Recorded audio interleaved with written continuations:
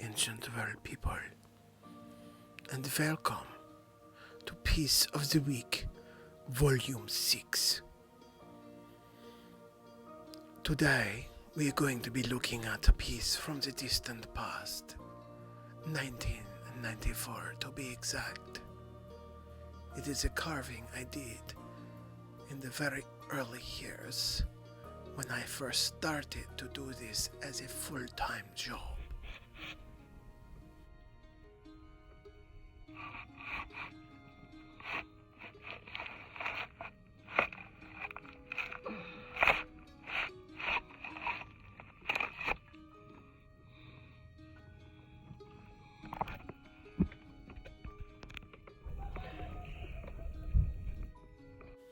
I have carved this piece many times, and so I was so lucky to find one on the eBay. I found one of my own carvings several years ago. Someone was moving interstate and did not want to take this big heavy chunk away. And it was me who bought it. I bought my own piece for the only time in my life. And I was so happy because I never even had one on a stand like this. The masterpiece was destroyed long ago. So when I found it and I went to the house, I almost wet my pants with excitement. And I will show this one to you.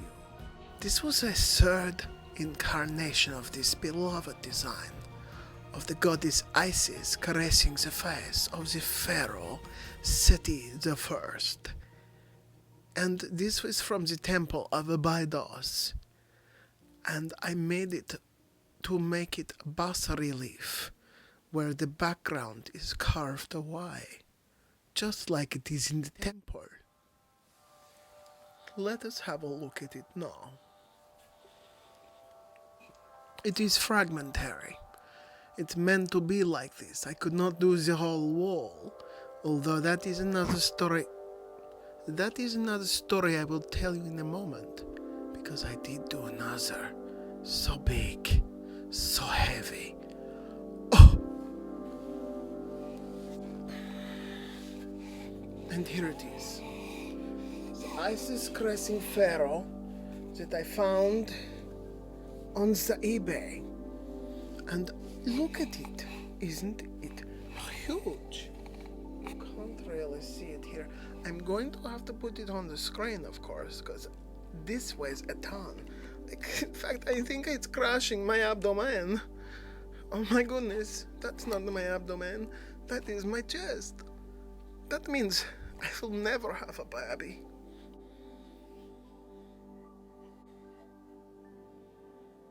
So here it is, Isis caressing the Pharaoh.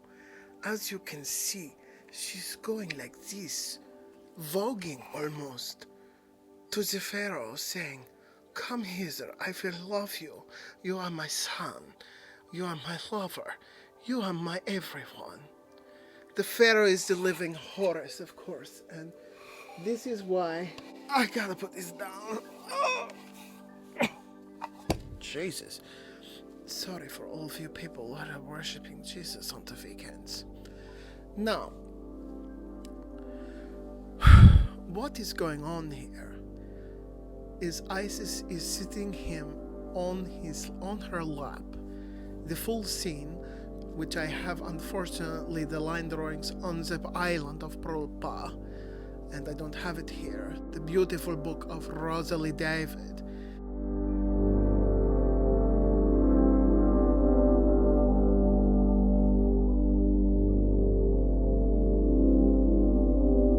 Every home should have when discussing the Abydos temple of SETI the First. It is the best temple for carved reliefs, and that is what I am. I mean, that is what I do. I do it out of my heart from very, very early on, and I loved it. When I did my first one, I showed it on the Instagram of the Akhenaten, and that was a sunken relief. And that was one that sparked a passion in me for relief carving as well as the sculpture and around the statues and the figurines. So, yeah, this one is... I can't even give you the place in the temple it is. It's an unusual temple. These books are on the island. I have the books on the baidos over there, so I cannot tell you off the top of my head. So, I'm sorry about that. I have so many things now split in half, and I can't share it with you properly, and I must try harder to get over there with my robots. No. Hey, Suri. Hey, Suri. What time does the barge leave for Parole Island in the morning? Okay, I found this on the web for what time is the barge leaves. Check it out. That's just blue-blooded murder of the English language. Suri is obviously not having a good night tonight. And thank you for all of your well wishes. I no longer have my cold, but I am susceptible to dust, making me sneeze. And some of you have asked about my possums, and I will share with you some of the latest footage that I took when I was retrieving this carving. I saw her in the darkness, and she was on the top of her favorite cupboard. Not the cupboard she sleeps in, Petula, but the other one. Before she leaves the premises, she goes to this particular cupboard where I have a dragon skull, and there she was with an extra foot hanging out of her.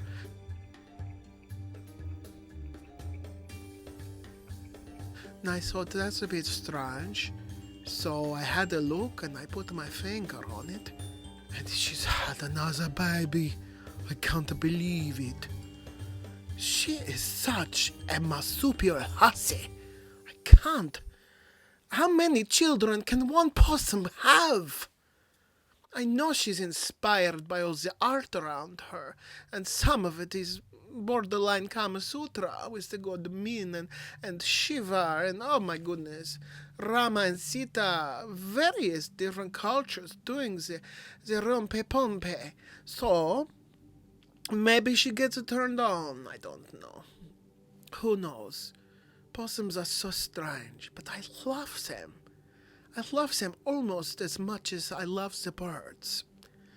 I think I love them more. I don't know. I love everything.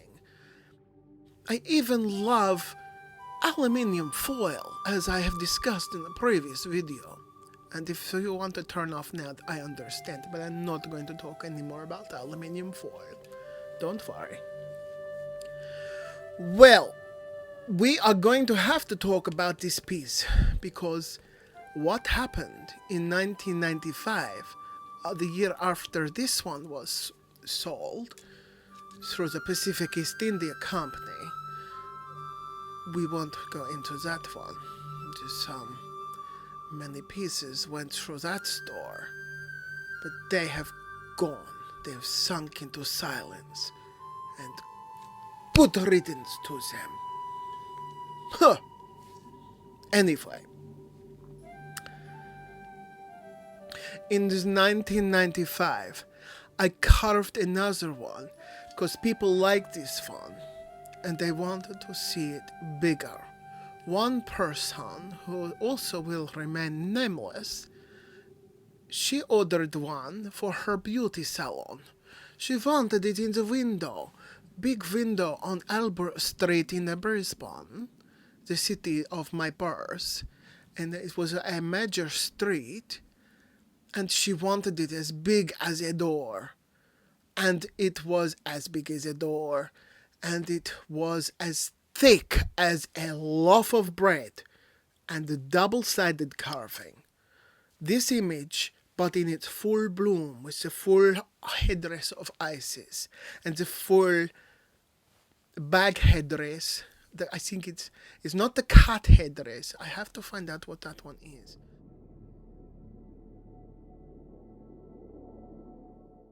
It's a bag headdress that was peculiar to the 19th dynasty pharaohs in particular, and he wears here. It's not the cat. It could be a version of the cat. I have to ask someone about that one. I don't know that. I don't know it all. Who can know it all? There is 3,000 years of history to take on board. And for those of you who have your specialization, that is very good. We all need to bring it all together and share this information to make other types of discoveries, which is something I have done. I have submitted a discovery from the applied arts by my own experience to the archaeologists that have worked in the Valley of the Kings. They know of my theory, and I believe that will be published one day. I keep it to my chest for now, lest it get broadcast without thorough scrutiny. And more research needs to happen, and I need to do some of that myself based on my intrinsic eyes. I've discussed this with also Dr. Rita Freud a long time ago, but she was more into stones in the Old Kingdom, moving stones in the Great Pyramids and the movement of 10-ton blocks in the Old Kingdom before they built the Great Pyramids, the big ones. They still had the capacity to move 10-ton blocks before they started building the pyramids. This is a fact that needs to be discussed more, because I know that there's so many people believing the Anunnaki did it and all of that. Show me the evidence, honestly. I like to see what a worker man can do. I am so off track, I cannot believe it. You should not talk about that. I don't want to upset people. We have to talk about that another day, and I'll show you what I believe. Anyway. So, the Isis caressing the Pharaoh.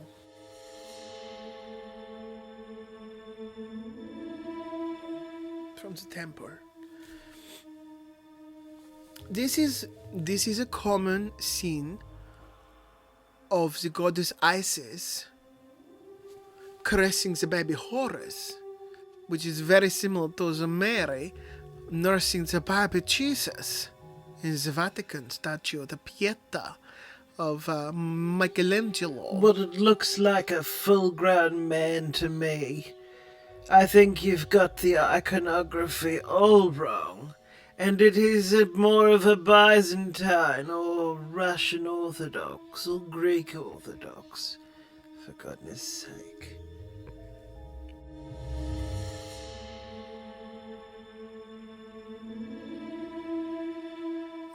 That is a very, very famous statue, and over again in iconography in Christendom, the Mother of the Virgin Mary holding the baby Jesus is basically the same as the Isis nursing the baby Horus. We all know this, to really know ancient Egypt. This is what happened in the transition period when the temples were closed.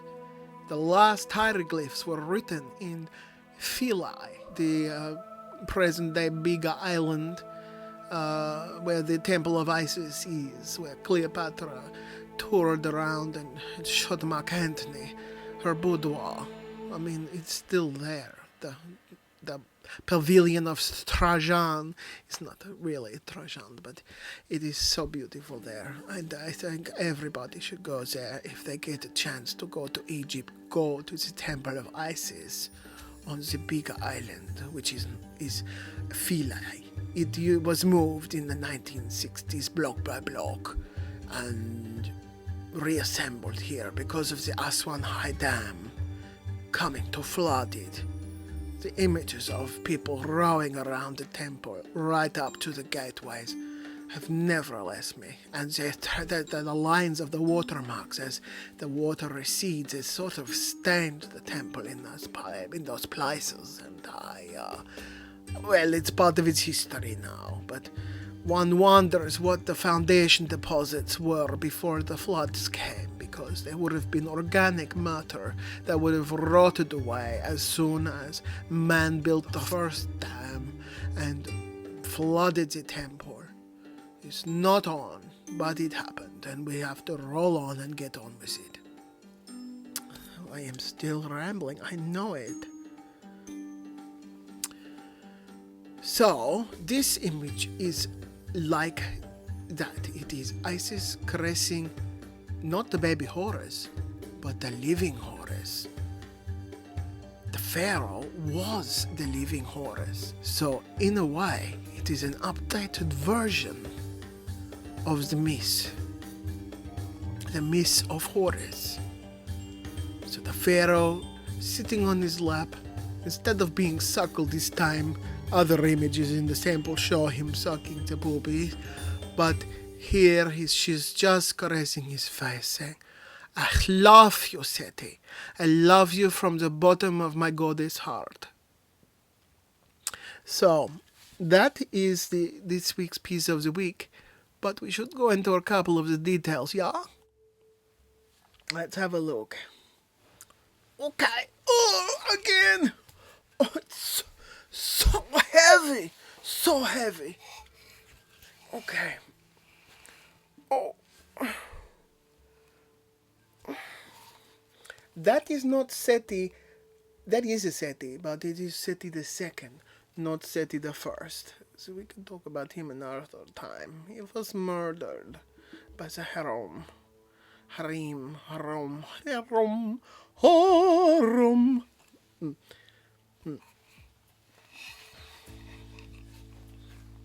So, let's have a look at some of the details.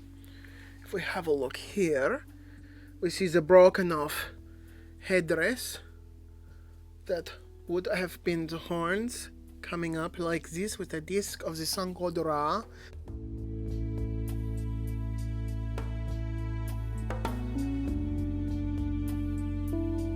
In the middle. And here we have a major Urias for protection, encircling the sun, therefore protecting it as well, joining on with the horns. Here we have a modius. A modius is what the crowns often rest upon. It's a very elaborate addition, and it's often how you tell the difference between the Hathor and the Isis. Usually, with the modius, with these extra cobras and extra discs of the sun, during this period, say, I am Isis and not Hathor. Hathor is usually dead straight on the bottom on the top of her head, which is a mud crown. See the feathers here? These are feathers of mud. Not neckbed, but mud. It is vulture, but that was worn by the mud. Goddess Mud, mother goddess. So, and what is she doing? She's being a mother. She's got her baby Pharaoh on her knee, and she's saying, I love you. And yeah, that is exactly what's going on. See the feathers in the layers. A wonderful piece. And this one here is her triple goddess Urias, and we say Upper and Lower Egypt symbols here. We have another vulture here as well, which is the north and the south of Egypt in this section here, but it's double cobra. That one's tricking me. I don't know. Does anybody know why there would be two cobras and a vulture? Please leave it in the comments and be nice about it. And if you do know, that would be great. Oh my goodness, my feet are so numb. So, that is this week's Piece of the Week, and I thank you for coming. I hope you enjoyed it as much as I have enjoyed recording it for you. And I wish for you a wonderful day, whatever it is you are doing, or whatever you want to do. Jump out of bed and go and get it. Bye for now.